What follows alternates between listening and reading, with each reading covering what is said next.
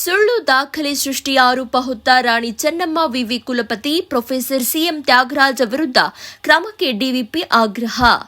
ನಾಡಿನ ಪ್ರತಿಷ್ಠಿತ ವಿಶ್ವವಿದ್ಯಾಲಯವಾಗಿರುವ ರಾಣಿ ಚೆನ್ನಮ್ಮ ವಿಶ್ವವಿದ್ಯಾಲಯದ ಕುಲಪತಿಗಳಾದ ಪ್ರೊಫೆಸರ್ ಸಿಎಂ ತ್ಯಾಗರಾಜರವರು ಸುಳ್ಳು ದಾಖಲೆಗಳನ್ನು ಸೃಷ್ಟಿಸಿ ಕುಲಪತಿ ಹುದ್ದೆಯನ್ನ ಪಡೆದಿರುವ ಗಂಭೀರ ಆರೋಪ ಹೊತ್ತಿರುವ ಇವರ ವಿರುದ್ಧ ಕಠಿಣ ಕ್ರಮ ಕೈಗೊಳ್ಳಬೇಕು ಎಂದು ದಲಿತ ವಿದ್ಯಾರ್ಥಿ ಪರಿಷತ್ನ ಸಂಸ್ಥಾಪಕ ರಾಜ್ಯಾಧ್ಯಕ್ಷ ಶ್ರೀನಾಥ ಪೂಜಾರಿ ಆಗ್ರಹಿಸಿದರು. ನಗರದ ಕನ್ನಡ ಸಾಹಿತ್ಯ ಪರಿಷತ್ತಿನಲ್ಲಿ ಕರೆದಿದ್ದ ಪತ್ರಿಕಾಗೋಷ್ಠಿಯನ್ನು ಉದ್ದೇಶಿಸಿ ಮಾತನಾಡಿದ ಅವರು, ಪ್ರೊಫೆಸರ್ ಸಿಎಂ ತ್ಯಾಗರಾಜರವರು ರಾಣಿ ಚೆನ್ನಮ್ಮ ವಿಶ್ವವಿದ್ಯಾಲಯಕ್ಕೆ ಪ್ರಾಧ್ಯಾಪಕರಾಗಿ ನೇಮಕಗೊಳ್ಳುವ ಮುನ್ನ 2007ರಲ್ಲಿ ತಮ್ಮ ಉಪನ್ಯಾಸಕ ಹುದ್ದೆಗೆ ಸ್ವಯಂ ನಿವೃತ್ತಿ ನೀಡಿರುತ್ತಾರೆ. ಸರ್ಕಾರ ಇದನ್ನು ಒಪ್ಪಿ ಇವರಿಗೆ ನಿವೃತ್ತಿ ವೇತನ ಹಾಗೂ ಪಿಂಚಣಿ ಮಂಜೂರು ಮಾಡಿದೆ. ಇಷ್ಟಾದರೂ ಇವರಿಗೆ ಪುನಃ ರಾಣಿ ಚೆನ್ನಮ್ಮ ವಿಶ್ವವಿದ್ಯಾಲಯದಲ್ಲಿ ಪ್ರಾಧ್ಯಾಪಕರಾಗಿ ಆಯ್ಕೆ ಮಾಡಿದ್ದು ತಪ್ಪು. ಈಗಾಗಲೇ ಕುಲಪತಿಗಳ ಮೇಲೆ ಹಲವು ಕ್ರಿಮಿನಲ್ ಮೊಕದ್ದಮೆಗಳಿವೆ. ವಿಶ್ವವಿದ್ಯಾಲಯಕ್ಕೆ ಪ್ರಾಧ್ಯಾಪಕರಾಗಲು ಪ್ರೊಫೆಸರ್ ಸಿಎಸ್ ತ್ಯಾಗರಾಜು ಅವರು ಸುಳ್ಳು ದಾಖಲೆಗಳನ್ನು ಸೃಷ್ಟಿಸಿದ್ದಾರೆ. ಸರ್ಕಾರದ ಕಣ್ಣಿಗೆ ಮಣ್ಣು ಎರಚಿ ಕುಲಪತಿ ಹುದ್ದೆಯನ್ನ ಪಡೆದಿದ್ದಾರೆ. ಇವರ ವಿರುದ್ಧ ಇರುವ ಆರೋಪದ ಮೇಲೆ ವಿಶ್ವವಿದ್ಯಾಲಯ ಸಿಂಡಿಕೇಟ್ನಲ್ಲಿಯೂ ಆರೋಪ ತನಿಖಾ ಹಂತದಲ್ಲಿದೆ. ಇವರನ್ನ ಕೂಡಲೇ ಅಮಾನತು ಮಾಡಿ ಸೂಕ್ತ ಕ್ರಮ ಕೈಗೊಳ್ಳಬೇಕು ಅಂತ ಸರ್ಕಾರಕ್ಕೆ ಮತ್ತು ರಾಜ್ಯಪಾಲರಿಗೆ ಆಗ್ರಹಿಸಿದರು. ನಕಲಿ ದಾಖಲೆ ಸೃಷ್ಟಿಸಿ ಕುಲಪತಿ ಉನ್ನತ ಹುದ್ದೆಯನ್ನ ಪಡೆದಿರುವ ಇವರು ರಾಣಿ ಚೆನ್ನಮ್ಮ ವಿಶ್ವವಿದ್ಯಾಲಯಕ್ಕೆ ನೀತಿ ನಿಯಮಗಳನ್ನು ಮಾಡುತ್ತಿದ್ದಾರೆ. ಇದು ನಮ್ಮ ನಾಡಿನ ಶೈಕ್ಷಣಿಕ ದುರಂತ.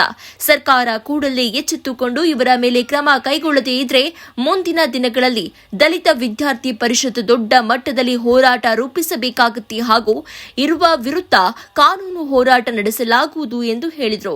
2013ರಲ್ಲಿ ಕೌಶಲ್ಯ ಅಭಿವೃದ್ಧಿ ನಿಗಮದ ಕಾರ್ಯನಿರ್ವಾಹಕ ನಿರ್ದೇಶಕರಾಗಿ ನಿಯೋಜನೆ ಮೇಲೆ ಹುದ್ದೆಯಲ್ಲಿ ಇದ್ದ ಇವರು ನಿಗಮದಲ್ಲಿ ಕೋಟ್ಯಾಂತರ ರೂಪಾಯಿ ಅವ್ಯವಹಾರದ ಆರೋಪ ಹೊತ್ತ ಇವರ ಮೇಲೆ ಕ್ರಿಮಿನಲ್ ಮೊಕದ್ದಮೆ ದಾಖಲಾಗಿದೆ. 2011ರಲ್ಲಿ ರಾಣಿ ಚೆನ್ನಮ್ಮ ವಿಶ್ವವಿದ್ಯಾಲಯದ ಪ್ರಾಧ್ಯಾಪಕರಾಗಿ ನೇಮಕ ಆಗುವ ಸಂದರ್ಭದಲ್ಲಿ ನಕಲಿ ಎಂಬಿಎ ಪದವಿ ಪ್ರಮಾಣ ಪತ್ರದ ಸತ್ಯಾಸತ್ಯತೆ ಬಗ್ಗೆ ರಾಣಿ ಚೆನ್ನಮ್ಮ ವಿಶ್ವವಿದ್ಯಾಲಯ ನೇಮಿಸಿರುವ ಸಮಿತಿಯೊಂದರ ತನಿಖೆ ನಡೆಸ್ತಾ ಇದೆ. ಇಂತಹ ಗಂಭೀರ ಆರೋಪ ಹೊತ್ತಿರುವ ವ್ಯಕ್ತಿಯನ್ನ ವಿಶ್ವವಿದ್ಯಾಲಯದ ಕುಲಪತಿಯನ್ನಾಗಿ ನೇಮಕ ಮಾಡುವ ಮೂಲಕ ಶೈಕ್ಷಣಿಕ ವ್ಯವಸ್ಥೆಯನ್ನ ಹಾಳು ಮಾಡ್ತಾ ಇರುವುದು ದುರಂತವೇ ಸರಿ ಎಂದು ಶ್ರೀನಾಥ ಪೂಜಾರಿ ವಿಷಾದ ವ್ಯಕ್ತಪಡಿಸಿದರು. ಈ ವೇಳೆ ಗೋಷ್ಠಿಯಲ್ಲಿ ರಾಜ್ಯ ಸಂಚಾಲಕ ಬಾಲಾಜಿ ಕಾಂಬಳೆ, ಬೆಳಗಾವಿ ಜಿಲ್ಲಾ ಸಂಚಾಲಕ ಆದರ್ಶ ಗಸ್ತಿ, ಬೆಳಗಾವಿ ಸಹ ಸಂಚಾಲಕ ಸುದೀಪ್ ಐಹೊಳೆ, ಬೆಳಗಾವಿ ತಾಲೂಕು ಅಧ್ಯಕ್ಷ ಶಿವಂ ಕಾಂಬಳೆ, ವಿಜಯಪುರ ಜಿಲ್ಲಾ ಸಂಚಾಲಕ ಅಕ್ಷಯ್ ಕುಮಾರ್ ಅಜಮನಿ, ವಿಜಯಪುರ ಜಿಲ್ಲಾ ಸಹ ಸಂಚಾಲಕ ಮಹದೇವ ಜಲವಾದಿ ಉಪಸ್ಥಿತರಿದ್ದರು. ಪತ್ರಿಕಾಗೋಷ್ಠಿ ಕಾರ್ಯಕ್ರಮಕ್ಕೆ ಆಗಮಿಸಿರ್ತಕ್ಕಂಥ ಎಲ್ಲ ನನ್ನ ಮಾಧ್ಯಮ ಮಿತ್ರರಿಗೆ ಹಾರ್ದಿಕ ಸ್ವಾಗತವನ್ನು ಕೊಡ್ತಾ, ಈ ಪತ್ರಿಕಾಗೋಷ್ಠಿಯಲ್ಲಿ ಹಿಡಿಯುವಂತ ಮಾನ್ಯ ನಮ್ಮ ರಾಜ್ಯ ಸಂಸ್ಥಾಪಕ ರಾಜ್ಯಾಧ್ಯಕ್ಷರಾಗಿರ್ತಕ್ಕಂಥ ಶ್ರೀನಾಥ ಪೂಜಾರಿ ಅವರು ಬಂದಿದ್ದಾರೆ. ಅದೇ ರೀತಿಯಾಗಿ ನಮ್ಮ ರಾಜ್ಯ ಸಂಚಾಲಕರಾಗಿರ್ತಕ್ಕಂಥ ಬಾಲಾಜಿ ಕಾಂಬಳೆ ಅವರು ಬಂದಿದ್ದಾರೆ. ಅದೇ ರೀತಿ ನಮ್ಮ ವಿಜಯಪುರ ಜಿಲ್ಲಾ ಅಧ್ಯಕ್ಷರಾಗಿರ್ತಕ್ಕಂಥ ಅಕ್ಷಯ್ ಕುಮಾರ್ ಅವರು ಬಂದಿದ್ದಾರೆ. ಜಿಲ್ಲಾ ಉಪಾಧ್ಯಕ್ಷರಾಗಿರ್ತಕ್ಕಂಥ ಮಾದೇಶ್ ಬಂದಿದ್ದಾರೆ. ಅದೇ ರೀತಿ ನಮ್ಮ ದಲಿತ ವಿದ್ಯಾರ್ಥಿ ಪರಿಷತ್ ಬೆಳಗಾವಿ ತಾಲೂಕಾ ಅಧ್ಯಕ್ಷರಾಗಿರ್ತಕ್ಕಂಥ ಶಿವಂ ಕಾಂಬಳೆ ಅವರು ಬಂದಿದ್ದಾರೆ.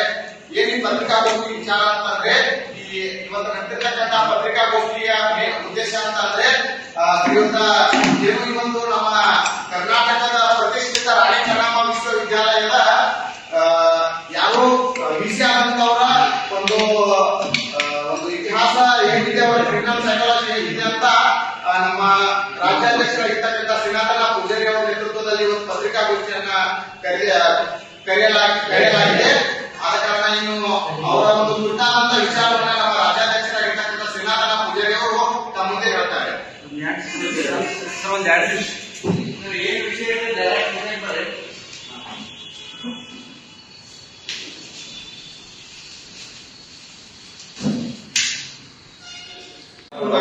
ಶಿಕ್ಷಣ ವ್ಯವಸ್ಥೆ ಹದಗೆಟ್ಟು ಹೋಗ್ತದೆ, ಹಾಳಾಗೋಗ್ತದೆ. ಅವನು ಕೂಡ ನಾವು ಖಂಡಿಸ್ತಾ ಏನಪ್ಪ ಇದು ಪತ್ರಿಕಾಗೋಷ್ಠಿಯಲ್ಲಿ ಕರೆದಿದ್ದೇವೆ. ಈ ಸುದ್ದಿಯನ್ನ ತಮ್ಮ ಜನಪ್ರಿಯ ಸುದ್ದಿ ಮಾಧ್ಯಮದ ಮೂಲಕ ಜನರಿಗೆ ತಲುಪಿಸುವ ಮುಖಾಂತರ ಜನರನ್ನ ಇದು ಅವೇರ್ನೆಸ್ ಮಾಡಬೇಕು. ಜನರಿಗೆ ಕೂಡ ಈ ಮಾಹಿತಿಯನ್ನು ತಲುಪಿಸಬೇಕು. ನಮ್ಮಲ್ಲಿ ವಿನಯಪೂರ್ವಕ ವಿನಂತಿಯನ್ನು ಮಾಡ್ಕೊಳ್ತೇವೆ. ಅವ್ರ ಮೇಲೆ ತೆಗೆದುಹಾಕುವುದಲ್ಲ, ಅವ್ರಿಗೆ ತಕ್ಕ ಶಿಕ್ಷೆಯನ್ನು ಕೊಡಬೇಕು ಮತ್ತು ಅವ್ರ ಮೇಲೆ ಕಾನೂನಾತ್ಮಕ ಕ್ರಮ ಕೈಗೊಳ್ಳಬೇಕು. ತೆಗೆದು ಹಾಕುವುದರಿಂದ ಪರಿಹಾರ ಅಲ್ಲ, ಇದಕ್ಕೆ ಶಿಕ್ಷೆ ಒಳಪಡಿಸಿದಾಗ ಮಾತ್ರ ಇನ್ನೊಬ್ಬರಿಗೆ ರೀತಿ ಮಾಡದಿರ್ತಕ್ಕಂಥದ್ದನ್ನು ನಾವು ನೋಡಬಹುದು.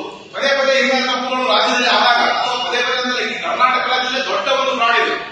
ನಕಲಿ ವಿಸಿ ವಿದ್ಯಾರ್ಥಿಗಳನ್ನು ನಾವೆಲ್ಲರೂ ವಿಷಯ ತಗೋಬೇಕು. ಲಕ್ಷಾಂತರ ಜನ ವಿದ್ಯಾರ್ಥಿಗಳು ಅವರು ವಿಷಯ ತಗೊಂಡು ಅವರು ಎಜುಕೇಶನ್ ಶಿಕ್ಷಣದ ನೀತಿ ನಿರೂಪಣೆಯನ್ನ ಮಾಡುವಂತ ಜಾಗದಲ್ಲಿ ಕುಳಿತುಕೊಂಡು ಈ ರೀತಿ ಮಾಡ್ತಕ್ಕಂಥದ್ದು ದೊಡ್ಡ ದುರಂತ. ಅದನ್ನು ನೀವು ಕೂಡ ತಮ್ಮ ಜನಪ್ರಿಯ ಮಾಧ್ಯಮದ ಮೂಲಕ